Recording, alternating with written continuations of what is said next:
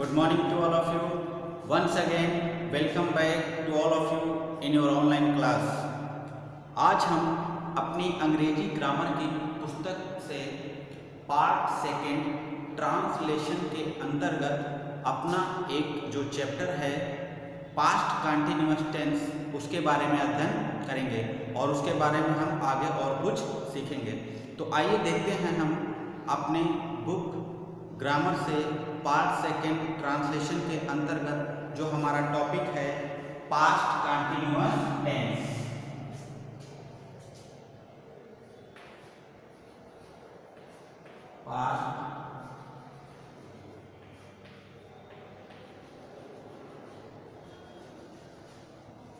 Past continuous tense. आइए हम देखते हैं कि ये पास्ट कंटिन्यूअस टेंस होता क्या है और ये कैसे हम इससे संबंधित जो दिए गए वाक्य होते हैं उनको अंग्रेजी में ट्रांसलेट कर पाएंगे। तो आइए एक एक करके हम इनके बारे में विस्तृत अध्ययन करते हैं और इनके बारे में सीखते हैं। तो सबसे पहले बात आती है, यदि हम किसी भी टेंस को पढ़ने जा रहे हैं या उसके बारे में कुछ सीखने जा रहे हैं तो सबसे पहले हमें उसकी पहचान के बारे में जानकारी होनी चाहिए कि वो होता क्या है। तो जो हमारा टेंस है पास्ट कंटिन्यूअस टेंस, जैसा कि आपको इसके नाम से ही कुछ अंदाजा लग रहा है, पास्ट मीन्स होता है बीता हुआ या गुजरा हुआ और कंटिन्यूअस मीन्स होता है लगातार या निरंतर चलना या जारी रहना टेंस का। अर्थात हम कह सकते हैं कि कोई ऐसा काम या कोई ऐसी घटना जो कि बीते हुए समय में निरंतर जारी रहे या उसका लगातार जारी रहना पाया जाए, किंतु बीते हुए समय में उसे हम पास्ट टेंस कहते हैं। तो यानी हम कह सकते हैं कि पहचान के रूप में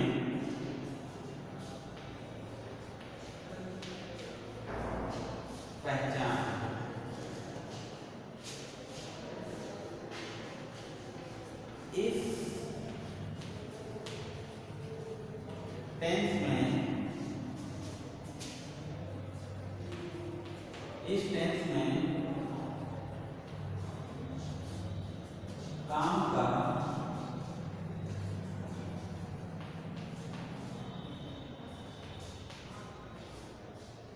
इस टेंस में काम का बीते हुए समय में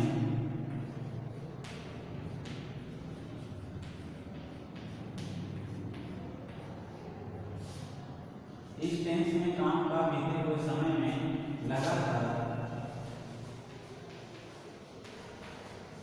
जारी रहना पाया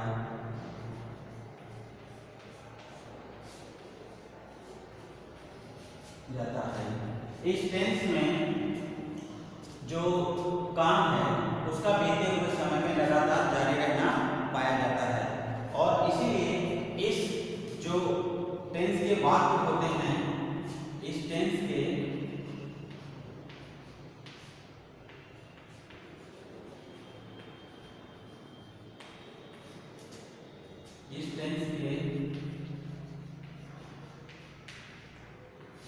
वाक्यों में वर्ब अर्थात क्रिया, इस टेंस के वाक्यों में वर्ब अर्थात क्रिया के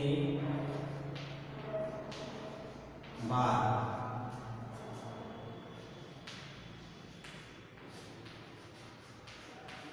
रहा था, रही थी,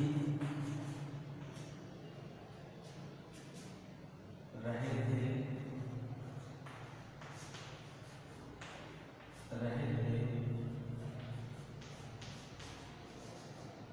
आज शब्द रहे थे, आदि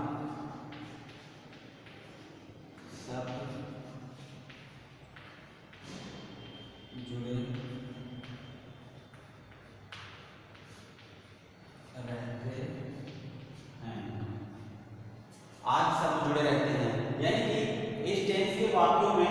क्रिया के बाद रहा था, रही थी, रहे थे आज सब जुड़े रहते हैं। जैसे मैं आपसे कहूँ वह खेल रहा था, मैं पढ़ रहा था, वे गीत गा रहे थे, वह दौड़ रही थी। तो इस तरीके के कुछ वाक्य आपको जब पढ़ने को मिलेंगे तो आप वहाँ पर आसानी से देख पाएंगे कि क्रिया के बाद रहा था, रही थी, रहे थे आदि ये जो शब्द होते हैं वो उसके बाद लिखे हुए मिलेंगे आपको। अब पहचान तो हम जान गए कि कैसे हम किसी भी दिए हुए वाक्य को पढ़कर ये जानेंगे कि वह पास्ट टेंस का वाक्य है या नहीं। अब इसके बाद जो हमारी दूसरी बात आती है वह है अंग्रेजी बनाने का नियम। आखिर हम इनकी अंग्रेजी कैसे बनाएंगे? जो भी वाक्य हमें दिया होगा पास्ट कंटीन्यूअस टेंस में उनको हम कैसे ट्रांसलेट करेंगे? तो देखिए उसके लिए जो आपका है अंग्रेजी बनाने के नियम के अंतर्गत अंग्रेजी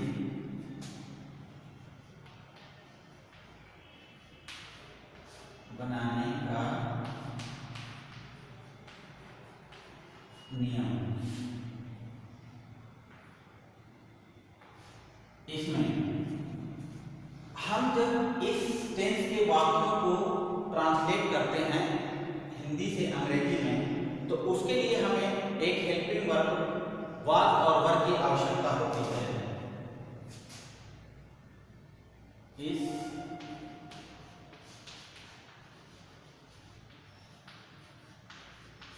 टेंस में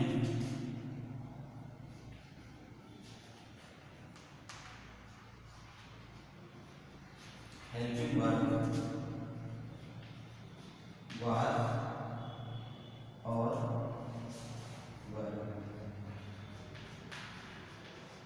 वाज और वर की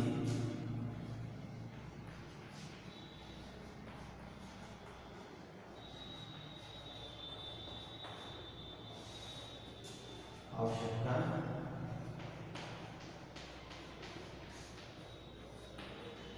होती है।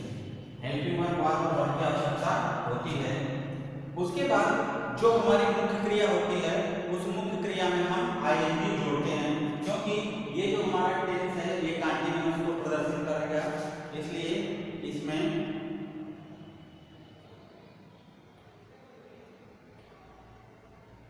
मेन वर्ब में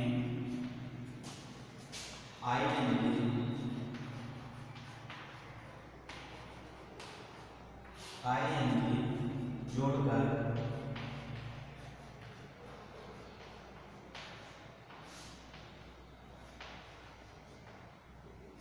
मेन वर्ब में आईएनजी जोड़कर लिखते हैं। यानी कि अगर हमें कोई भी वाक्य दिया होगा तो उसमें एक हेल्पिंग वर्ब की हमको आवश्यकता पड़ेगी वाज और वर की, और मुख्य क्रिया में हम आईएनजी जोड़कर लिखेंगे।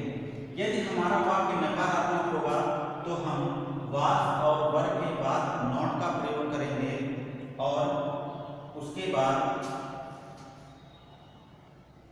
नकारात्मक वाक्यों के लिए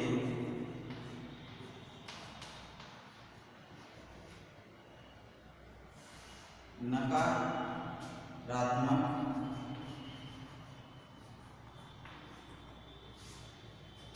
वाक्यों के लिए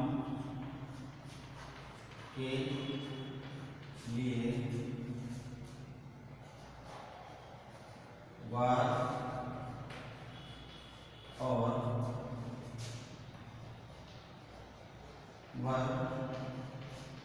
के बाद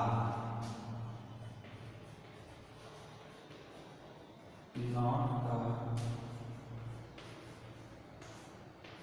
प्रयोग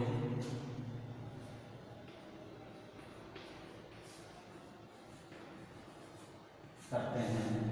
यानी कि अगर हमारा कोई भी वाक्य नकारात्मक होगा, जैसे मैं पढ़ नहीं रहा था, तो उसमें हम जो हमारा हेल्पिंग वर्ब होगा कर्ता के अनुसार वाज या वर, उसके पश्चात हम नॉट का प्रयोग करेंगे। ठीक इसी प्रकार यदि हमारा वाक्य प्रश्नवाचक होगा तो वाक्य में प्रश्नवाचक शब्द यदि पहले दिया होगा, वाक्य प्रश्नवाचक शब्द से प्रारंभ होगा, तो हम कर्ता के अनुसार वाद या वर्ग का प्रयोग सबसे पहले करेंगे। और अगर प्रश्नवाचक शब्द वाक्य के बीच में दिया होगा तो हम सबसे पहले उस प्रश्नवाचक शब्द की अंग्रेजी लिखेंगे, उसके बाद कर्ता के अनुसार हम हेल्पिंग वर्ब और फिर बाद में उसके ऑब्जेक्ट का प्रयोग करेंगे।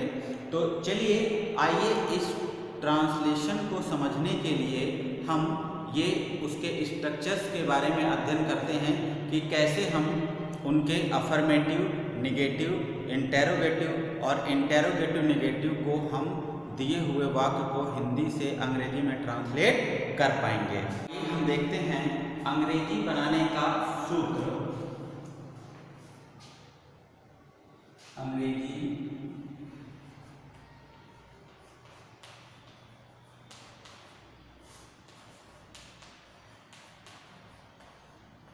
बनाने का सूत्र, फार्मूला या स्ट्रक्चर।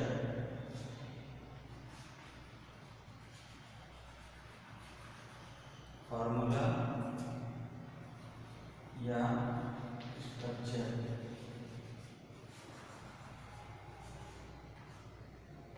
फार्मूला या स्ट्रक्चर कि कैसे हम दिए हुए वाक्य को अंग्रेजी में ट्रांसलेट करेंगे। सबसे पहला जो है हमारा वह है अफर्मेटिव सेंटेंस।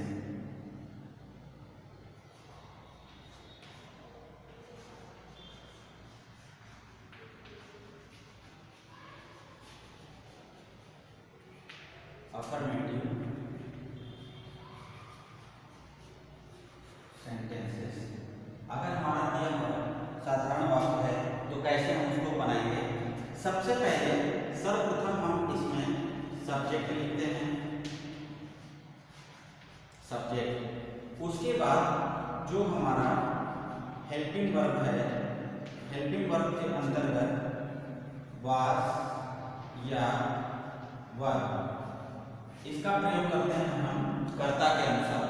अगर सब्जेक्ट एक वचन है तो वाज, और अगर हमारा कर्ता बहुवचन है तो वर्ब।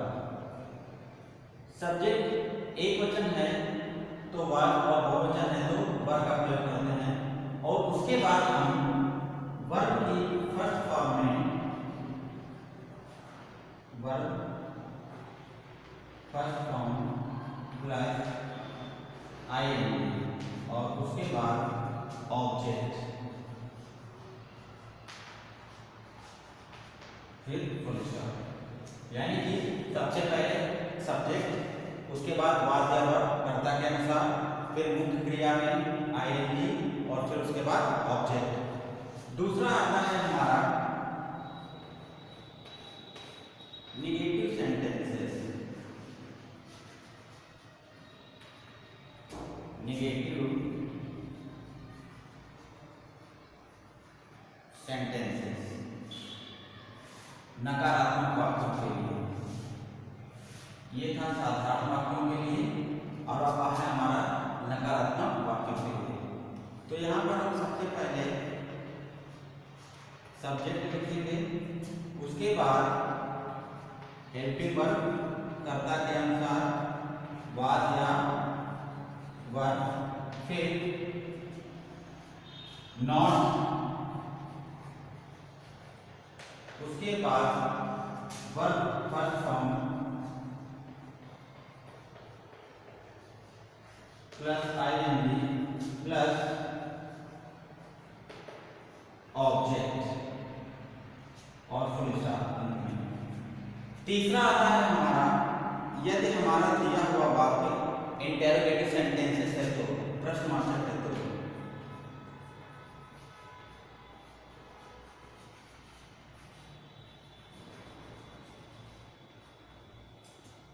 इंटेरोगेटिव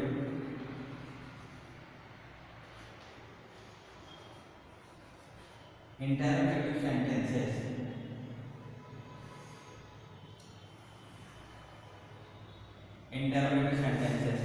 इंटेरोगेटिव सेंटेंसेस में हम दो तरह से इसको ट्रांसलेट करते हैं। एक तो पहला यदि वाक्य प्रश्नवाचक शब्द से प्रारंभ हो तो, और दूसरा यदि प्रश्नवाचक शब्द वाक्य के बीच में दिया हो तो यहाँ पर दो तरीके हैं। एक तो है पहला, जब वाक्य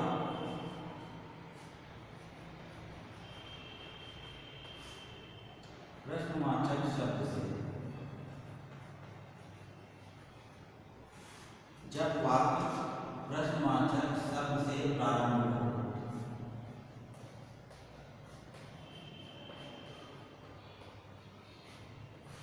शब्द से प्रारंभ हो तो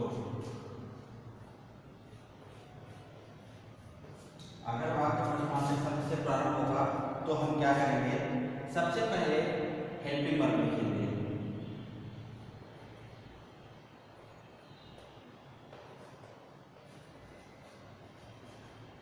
वाज या वर्ब सब्जेक्ट के अकॉर्डिंग, फिर सब्जेक्ट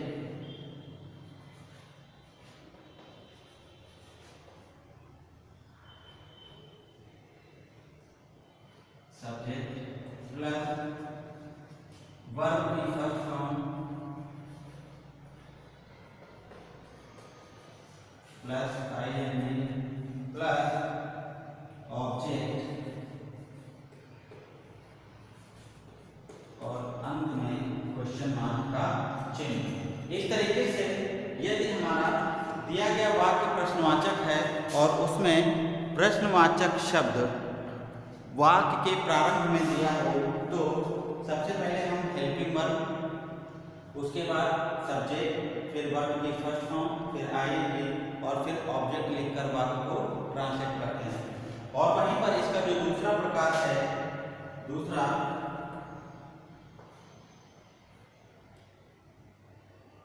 यदि प्रश्नवाचक शब्द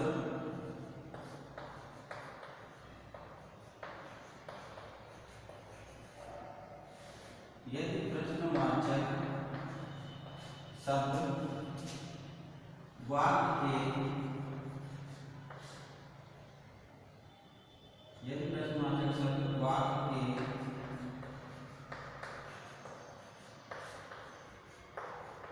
बीच में, वाक्य के बीच में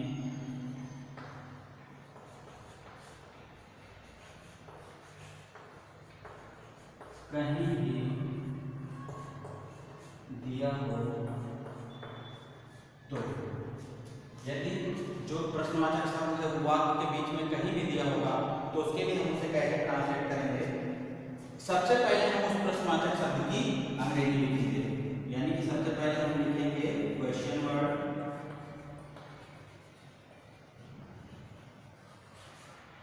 plus helping verb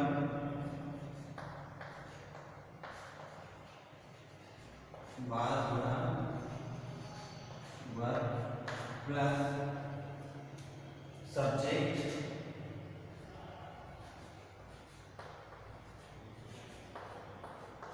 plus verb plus ING plus object और अंत में एक प्रश्नवाचक चिन्ह। तो इस प्रकार हम दिए हुए वाक्य को हिंदी से अंग्रेजी में कैसे बदलेंगे उसके लिए यह सूत्र फॉलो करना पड़ेगा। तो आप इन फॉर्मूला को अच्छी तरीके से लर्न करके जो आपके दिए गए अनुवाद हैं, यानी कि हिंदी में दिया हो अंग्रेजी में बदलना हो या अंग्रेजी में दिया हो उसको हिंदी में बदलना हो, उन अनुवाद को हम सीख सकते हैं आसानी से। चौथा जो आपका एक आता है interrogative and negative sentences. Interrogative and negative sentences में हमारा सिर्फ थोड़ा सा चेंज होता है। यदि अगर वाक्य हमारा प्रश्नवाचक और नकारात्मक है तो उस केस में हम सब्जेक्ट के पश्चात नॉट जोड़ देते हैं। जैसे अगर यहाँ पर यह वाक्य मैं बताऊं प्रश्नवाचक वाक्य से शुरू हो, जैसे क्या वह सो रहा था, क्या वह सो रहा था, तो यहाँ पर जो आपका प्रश्नवाचक शब्द है वो पहले दिया है, और अगर यह वाक्य नकारात्मक भी हो प्रश्नवाचक के साथ साथ, जैसे वह क्यों नहीं सो रहा था, वह क्यों नहीं सो रहा था, तो अब यह वाक्य प्रश्नवाचक भी हो गया और नकारात्मक भी हो गया। तो ऐसी स्थिति में जब आपका वाक्य प्रश्नवाचक और नकारात्मक दोनों हो तो वहां पर हम एक थोड़ा सा बदलाव करते हैं। जो आपका इंटरोगेटिव सेंटेंसेस का स्ट्रक्चर होता है फॉर्मूला, उसमें हम सब्जेक्ट के बाद नॉट जोड़ देते हैं, उसके बाद क्रिया की फर्स्ट फॉर्म प्लस आईएनजी और ऑब्जेक्ट लिखते हैं। वहीं दूसरे वाले वाक्य में भी हम question word, helping word plus subject और देन उसके बाद नॉट का प्रयोग करके आगे सेम एज इट इज भी लिख देते हैं। तो चलिए इन से संबंधित कुछ उदाहरणों को देखकर हम और अधिक जानकारी को सीखते हैं। हम इन उदाहरणों से अपने जो पीछे पढ़ी हुई जानकारियां हैं उनको और क्लियर कर लेते हैं कि कैसे हम जो हमारा दिया हुआ वाक्य यदि पास्ट कंटीन्यूअस टेंस में है तो उसे हम कैसे ट्रांसलेट करेंगे। जैसे देखिए आपको पहला वाक्य दिया है वह खेल रही थी, तो मैंने आपसे कहा था कि जब भी आपको इस तरीके के वाक्य मिलेंगे आप उनको पढ़ कर ही पता कर लेंगे कि वह पास्ट टेंस से संबंधित है या नहीं। मैंने आपको ये भी बताया था कि इन हिंदी वाक्यों में क्रिया के बाद रहा था, रही थी, रहे थे आदि शब्द दिए रहते हैं। जैसे वह खेल रही थी, वे जा रहे थे, वह गीत नहीं गा रही थी। तो देखिए जो सबसे पहला वाक्य है हमारा यह अफर्मेटिव से संबंधित है, वह खेल रही थी। तो यहाँ पर सबसे पहले हम कर्ता को लिखते हैं और कर्ता है हमारा वह, तो ये खेल रही थी मीन्स सी। अब कर्ता एक वचन है तो इसके अनुसार जो हमारा हेल्पिंग वर्ब लगेगा वो भी एक वचन होगा यानी कि वाज। तो सी वाज प्लेइंग,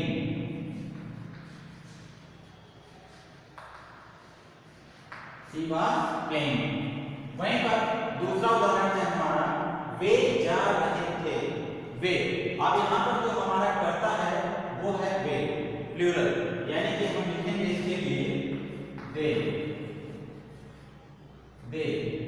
और बहुवचन करता है इसके लिए हेल्पिंग वर्ब भी हमारी बहुवचन होगी यानी कि वर। तो हम लिखेंगे दे वर क्या कर रहे थे, जा रहे थे। तो गो मीन्स होता है जाना और मेन वर्ब की फर्स्ट फॉर्म में आईएनजी जोड़कर लिखेंगे तो हो जाएगा दे वर गोइंग, वे जा रहे थे। अगला उदाहरण है हमारा वह गीत नहीं गा रही थी, वह गीत नहीं गा रही थी। तो she was not singing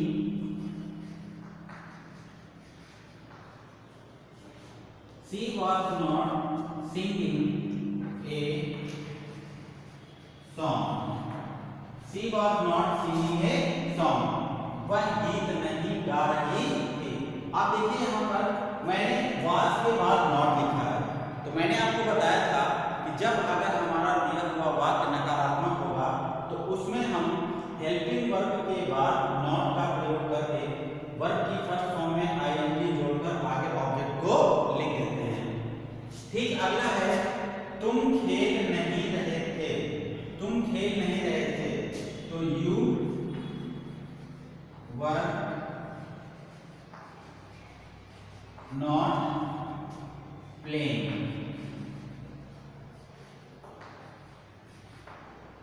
you were not playing, तुम खेल नहीं रहे थे।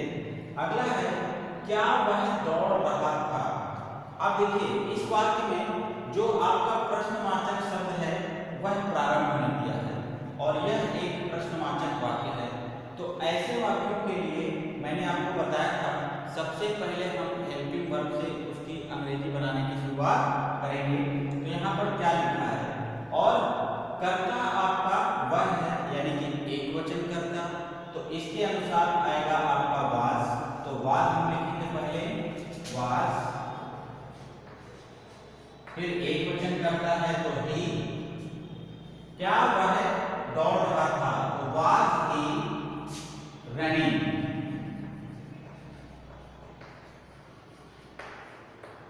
वाज ही रनिंग, क्या वह दौड़ रहा था। अगला है हम कहां रह रहे थे। अब देखिए हम कहां रह रहे थे, यह वाक्य भी आपका प्रश्नवाचक वाक्य है। पहली चीज कि हम अंत में प्रश्नवाचक जो चिन्ह है उसे देखकर पता कर सकते हैं कि यह वाक्य प्रश्नवाचक है या नहीं। और दूसरा कि प्रश्न जो दिया है उसमें पूछने पर ही पता चल जाता है कि वहां पर प्रश्नवाचक है या नहीं। जैसे हम कहां रह रहे थे, तो प्रश्न पूछा जा रहा है कहां रह रहे थे। ऐसे वाक्यों में हम सबसे पहले जो प्रश्नवाचक शब्द है उसकी अंग्रेजी लिखते हैं। तो प्रश्नवाचक शब्द है आपका कहां, तो हम लिखेंगे वेयर।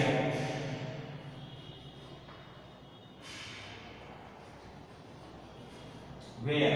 अब उसके बाद कर्ता के अनुसार हम हेल्पिंग वर्ब लिखेंगे। तो यहाँ पर कर्ता है हम, और हम की अंग्रेजी होती है वी, और वी होता है प्लूरल में यानी बहुवचन। तो उसके अनुसार हम लिखेंगे वर्ब। तो were verb we, were verb we. अब क्या कर रहे थे, रह रहे थे, तो लिविंग। और क्वेश्चन मार्क का वेयर वर वी लिविंग, हम कहां रह रहे थे। अगला है क्या वे तेज नहीं दौड़ रहे थे। क्या वे तेज नहीं दौड़ रहे थे, तो यहाँ पर ये क्या से शुरुआत हुआ है और ये नकारात्मक भी है, यानी कि यह जो वाक्य है आपका वह प्रश्नवाचक और नकारात्मक दोनों ही है। तो इसको हम कैसे ट्रांसलेट करेंगे, देखिए सबसे पहले लिखा है क्या वे, इसके अनुसार हम लिखेंगे वर्ब दे। अब नकारात्मक है तो not, verb they not running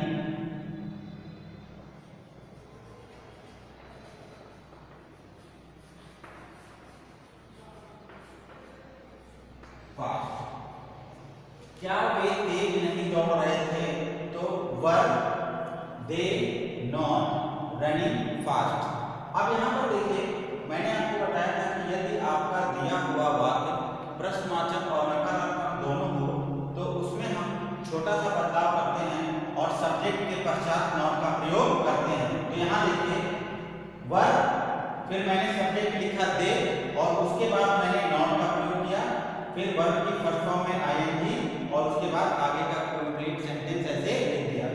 तो इस प्रकार हमने इस चैप्टर के अंतर्गत ये सीखा कि यदि कोई भी वाक्य पास्ट कंटीन्यूअस टेंस में दिया हो तो कैसे हम उसको हिंदी से अंग्रेजी में ट्रांसलेट करते हैं। इसके बारे में और अधिक अभ्यास करने के लिए आप अपनी किताब में दी गई जो एक्सरसाइजेस हैं उनको लगाइए और उनको सॉल्व करके इसके बारे में और अधिक जानकारी हासिल करिए।